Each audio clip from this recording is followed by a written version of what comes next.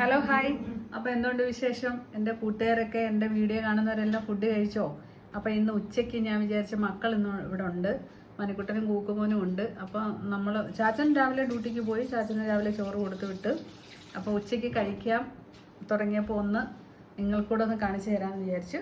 അപ്പോൾ എന്തൊക്കെയാണെന്ന് ഞാൻ കാണിച്ചു തരാം.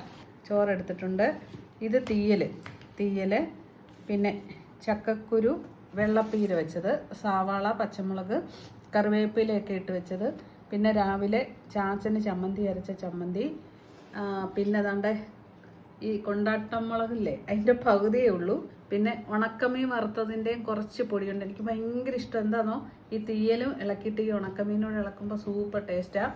പിന്നെ ഒഴിച്ച് കറിയായിട്ട് മോരുണ്ട് അതാണ്ടേ, പിന്നെ അതാ പപ്പടമുണ്ട്.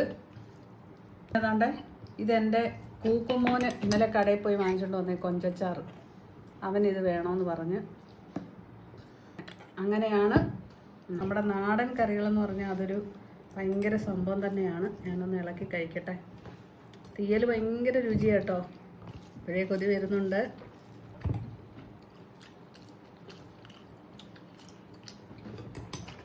സൂപ്പറായിട്ടുണ്ട്.